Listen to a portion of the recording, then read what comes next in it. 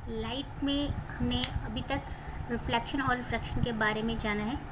आज हम रे डायग्राम के थ्रू जो है आपका कॉनकेव और कॉन्वेक्स मिरर पर किरण आरेख यानी कि रे डायग्राम देखने जा रहे हैं। आपको पता होगा कि रे डायग्राम यानी कि किरण आरेख बनाने के लिए आपकी जो रेखाएं होती है, जो आपकी प्रकाश पुंज होती है, वो अवतल या उत्तल दर्पण पर कैसे प्रतिक्रिया करती है, इसके लिए कुछ नियम है।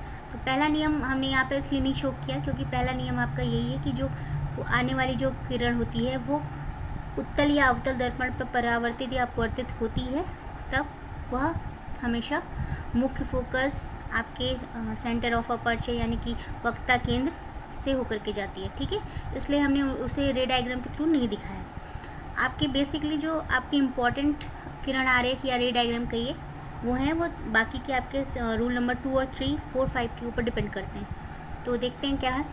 तो आपका जो दूसरा रूल है वो है ray parallel to principal axis with pass through focus after reflection, यानी कि प्रिंसिपल एक्सिस के पैरेलल आने वाली जो संकीर्ण रेखा यानी आपकी प्रकाश रेखा है वो फोकस से पास होकर के जाती है आफ्टर रिफ्लेक्शन। ठीक है, तो देखते हैं कैसे होता है ये।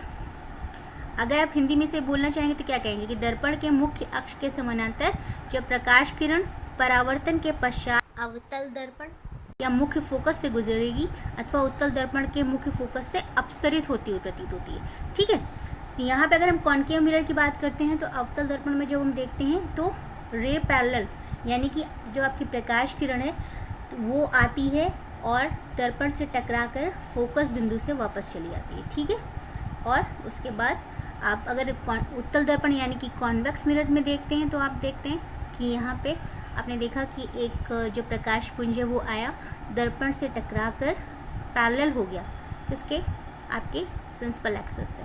ठीक, और फोकस बिंदु से परावर्तित हुआ, अपवर्तित हुआ, आप जो कहना चाहते हैं। कॉन्वेक्स है तो हम कहेंगे अपवर्तित हुआ, और अगर आप कॉनकेव मिरर के बारे में बात करेंगे तो कहेंगे आप परिवर्तित हुआ। ठीक है, तीसरी कंडीशन अगर देखते हैं तो कहते हैं कि ray passes through focus will become parallel to the principal axis after reflection.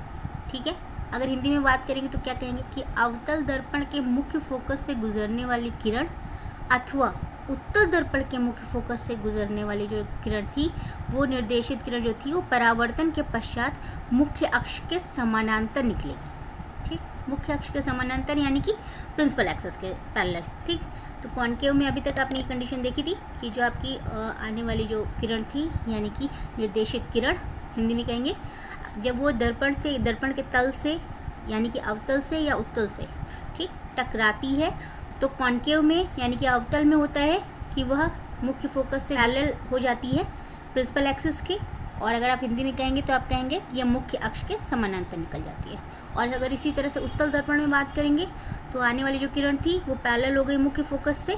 आप यहाँ पे आप देख रहे हैं कि जो हमने डॉटेड लाइन से इसको दर्शाया है, डॉटेड लाइन से दर्शाया इसलिए है क्योंकि हम जब उत्तल दर्पण की बात करेंगे तो यह रे आपका जो प्रतिबिंब बनता है वो हमेशा दर्पण के पीछे बनता है, इसलिए हम यहाँ पर इसे डॉटेड लाइन से दर्शाते हैं। बट अगर हम इसको भी अगर रिफ्लेक्शन की बात करेंगे तब परावर्तन के पश्चात जो होती है, चाहे वो उत्तल हो या अवतल दर्पण हो, दोनों में ये आपकी मुख्य अक्ष यानी कि प्रिंसिपल एक्सिस के पैरेलल यानी कि समानांतर जाती है।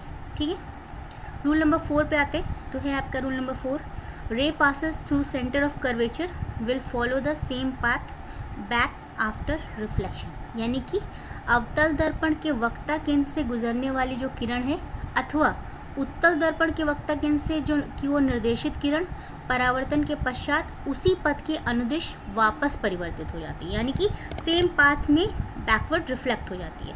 ठीक है, यही यहाँ पे दिखाया है आपका। आपने देखा होगा कि यहाँ से आने वाली जो किरण है आपकी वो सेंटर ऑफ कर्वेचर यानी कि वक्रता केंद्र से आती हुई जो है दिख रही है और तल से टकराने के बाद वापस निर्देशित हो जा रही है यानी बैकवर्ड हो जा रही है। ठीक है, ये तो अवतल दर्पण की बात हुई। अगर उत्तल में भी देखेंगे तो उत्तल में भी यही हो रहा है। आपकी जो आने वाली अनंत से आने वाली जो आपकी दिशा से आने वाली जो आपकी प्रकाश किरण है वो आपकी वक्रता केंद्र से होती हुई वापस निर्देशित हो जाती है, परावर्तित हो जाती है। ठीक है, उसी दिशा में जिस दिशा से वो आई थी। रूल नंबर 5 पे आते हैं तो आपको दिया गया है कि ray incident at pole is reflected back making some angle with principal axis, Hindi में अगर बात करते तो क्या होता है कि अवतल अथवा उत्तल दर्पण के जो बिंदु होते हैं P, आप पोल के बारे में आपको बताया गया है कि क्या होता है, तल का जो वो केंद्र बिंदु होता है वही उसको आप पोल कहते हो, ठीक है। बिंदु P की ओर मुख्य अक्ष से तिर्यक दिशा में आपतित किरण तिर्यक दिशा में ही परावर्तित हो जाती है, ठीक। यानी कि इंसिडेंट जो आने वाली आपकी रे है वो पोल के साथ रिफ्लेक्टेड एंगल बनाते हुए परावर्तित हो जाती है, यानी कि रिफ्लेक्ट हो जाती है, ठीक है। वो में अगर आप अवतल दर्पण इसको कहते हैं तो इसमें भी आप देखते हैं कि जो आपतित किरण है यानी कि इंसिडेंट रे आपके पोल के साथ टकरा करके जो है रिफ्लेक्ट हो जाती है, यानी कि परावर्तित हो जाती है, यानी कि परावर्तन कोण बनाती है। तो आपतन कोण प्लस परावर्तन कोण, इंसिडेंट एंगल इंग्लिश में बोलेंगे तो उसको बोलेंगे आपतन, हिंदी में आपतन कोण, और उसके बाद रिफ्लेक्टेड एंगल यानी कि परावर्तन कोण। कॉनकेव और कॉन्वेक्स मिरर के ये 4 कंडीशंस आपके थे, इन्हें आपको याद करना होगा।